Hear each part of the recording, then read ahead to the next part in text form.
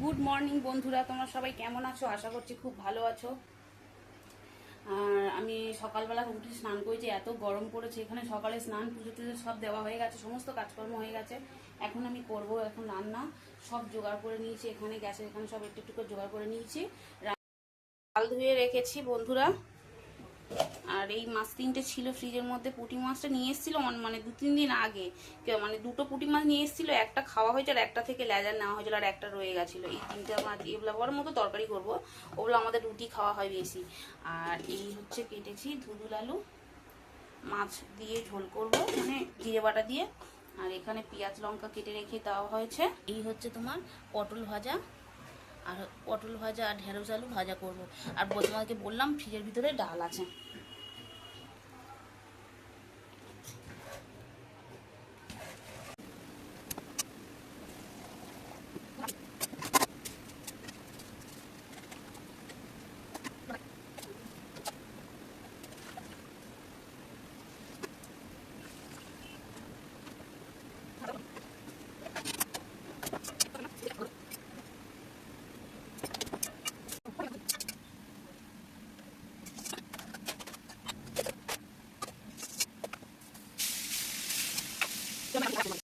তো মাছ ভাজা বসিয়ে দিয়েছি, মা আস্তে আস্তে হোক রান্নাবান্না কমপ্লিট করি, তারপরে তোমাদেরকে এক ঝলক দেখিয়ে দেবো।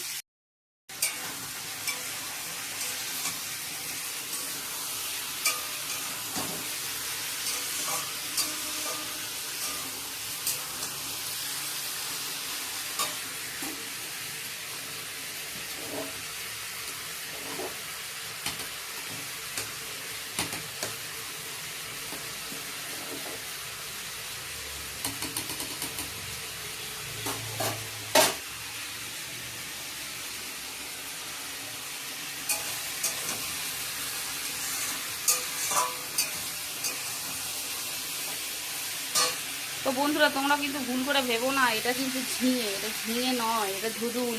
ধুদুল কি তোমরা চেনো? যদি কেউ চিনে থাকো বলো কমেন্টসে।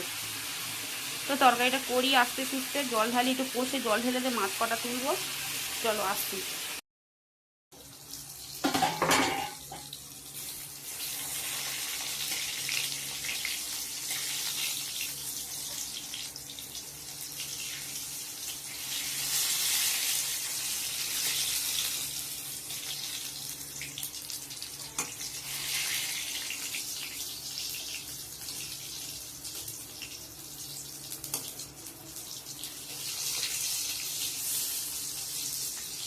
তো পটল ভাজা একটু বাকি আছে এখনো। মাছের ঝোলটা দেখাই আমাদের বন্ধুরা,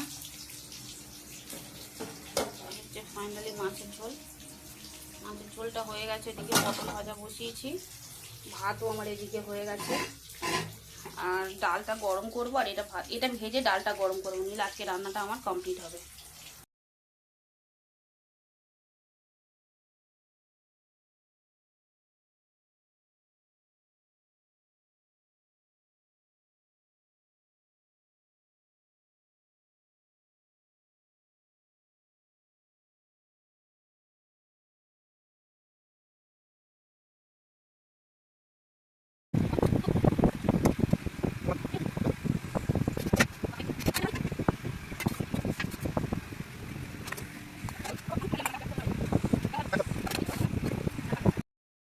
বন্ধুরা, খাওয়া দাওয়া শেষ করলাম, করে আর এই বসে এত গরম লাগছে, ঘরে ঘুমোতে পারছি না। আর আমাদের ওখানে দেখো স্ট্যান্ড ফ্যান চলছে,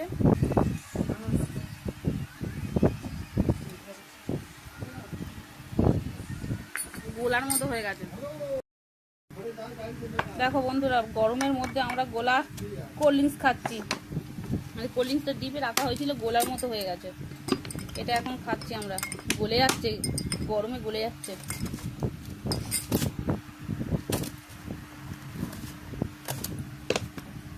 দেখো গোলার মতো হয়ে গেছে পুরো।